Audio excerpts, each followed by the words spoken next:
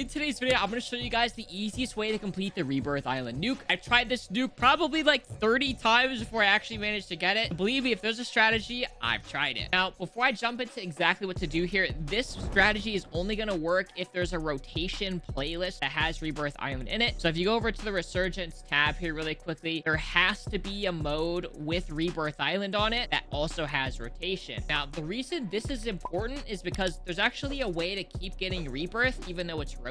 And when you do that strategy to keep getting it, the only other people that are in those lobbies are often AFK players who've just let the game auto queue them, or bots that have just let the game again auto queue them into the next match. Now, there's two ways to actually start doing this strategy. You can either wait until this map rotates to Rebirth, play a full game out, and if you die, just spectate the entire match. Let it kick you from the game. Don't back out from the end of the match. Let it automatically queue you into the next game, and you'll just keep getting that same map that you just played. You can do it with Vonda, you can do it with Rebirth, you can do it with Fortress Keep, literally all of those maps. So for this video in particular, we're just focusing on Rebirth Island because that's the only map you can actually drop a nuke on. And don't worry if you do accidentally back out or make a mistake or something like that somewhere along that process. You can always go back to the main menu as long as you did play Rebirth Island, that map last in the rotation playlist. And you should see a last played here, Resurgence Trios Rebirth Island. If I click this and queue in, it will give me Rebirth Island every single time as well. So you can kind of do either of those ways to get Rebirth over and over again, or whatever map you want. But again, in this case, we're just going to focus on Rebirth. Now, the reason we're doing this is because this will fill your lobby of people who are also AFK or people who've just let the game automatically queue them into the next match, usually the bots. That's why you have to do this. It makes the nuke significantly easier, especially when you can get tons of AFKs and execute and interrogate them. Now, before I show you guys the rest of the strat, G Fuel's doing a big sale, and you can save by discount code KP or by clicking the G Fuel link in the description. They're by far the best sugar-free energy fuel on the market right now, and with hundreds of flavors to try, I know they have something that you'll love. Make sure to save on G Fuel with code KP. Do you think that out of all of these playlists, duos and trios are the most viable? Trios is perfect because you can have one person carry the elements, one person protecting them, and one person killing the rest of the lobby. So I find that this week before the playlist change, you're going to have probably your best chance to do this, especially if you're watching this video early before anybody else figures out the strat. I don't know if I recommend doing this in quads. Quads is still very difficult, so I'd honestly stick to duos and trios. All right, so once you're actually loaded up into the game, you're going to send one person to go sit on the nuke contract. Now, ideally, what you want to have happen here is your other two or one teammate, if you're doing this in duos, goes and lands with the AFKs, basically just doesn't touch the controller, lets the plane drop onto the plane. You should be able to see how many AFK players are left too if you look at the very top of the screen where the little plane icon is. It shows how many people are still on the plane that haven't jumped out. And if there are a lot of AFKs, you need to tell the person sitting on the nuke contract to pick up the nuke contract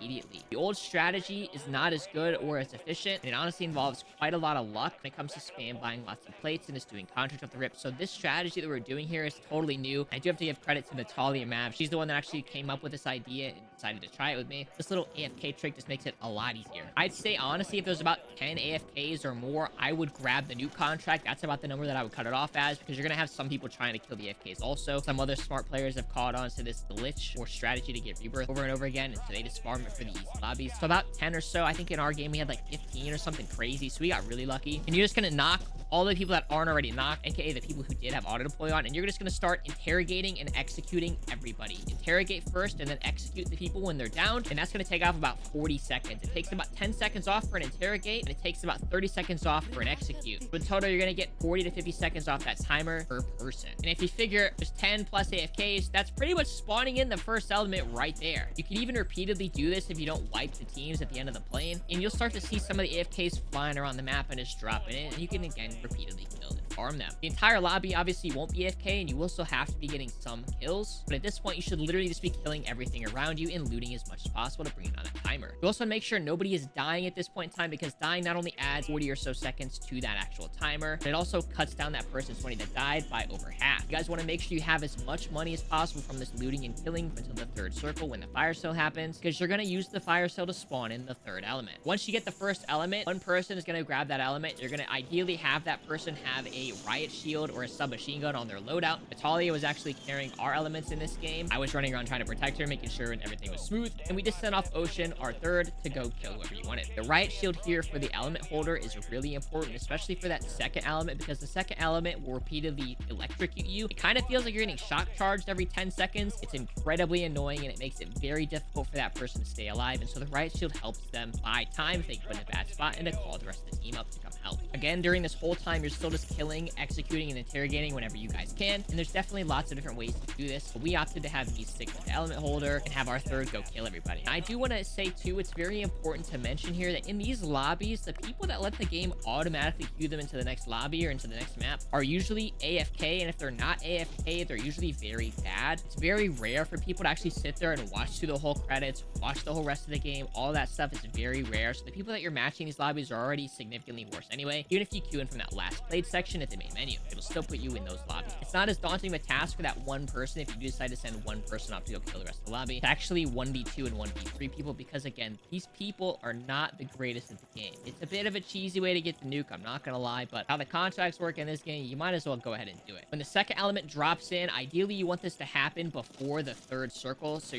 when I'm telling you guys you're looting and killing as much as you can up until that third circle fire sale, it's because you want to have the first two elements in the riot shielder's hands, Natalia's hands in our case, before the fire sale, because all that money we're going to collect from all of those kills, from all those chests that we were looting, from wherever the new contract was, all of that money is going to be used on that fire sale. Everybody should make their way to the buy for the fire sale, because the whole lobby might send you. But it's at this point where everybody's going to start spam buying plates to get down that timer on the third element. If you're very close to spawning in the second one when the fire sale hits, you still have time to get the nuke. You're just going to have a little bit more money to be able to get that third element all the way down to the same point. Whereas in our case, we didn't have this much money, but we did manage to spawn in two of the elements before the fire sale. You can make up for a little bit slower pace or a little bit less executions and interrogations by having a lot of money before that fire sale. Make sure you're almost done with dropping in the second element. Otherwise, you're very behind. Also important to note here too, you can also use portable buy stations for the fire sale. In our case, we got very lucky and managed to find a portable buy. And so right before the fire sale actually started, we managed to chuck up a portable buy prison. And I really do think that this is the best place to buy, because there's not a whole lot of different angles people can jump on you. You can almost always hear somebody coming depending on where you put that buy station. And third, it also puts you in a great spot to just take the elements and fly right down to wherever the bomb site lands. We did manage to use that fire cell to spawn in our third element, and upon grabbing that, we waited for the bomb site. Now, doing the other strategy where you just get lots of contracts and spam by the fire cell, this is usually where people fail it, spawning into the bomb site. The bomb site takes anywhere from 45 seconds to like a minute to actually drop in and land. It's a very slow process, and oftentimes if you're at the end of the game, it ends up landing in the gas or just failing the contract outright because you just don't have enough time to do it. So that's really where this strategy excels and is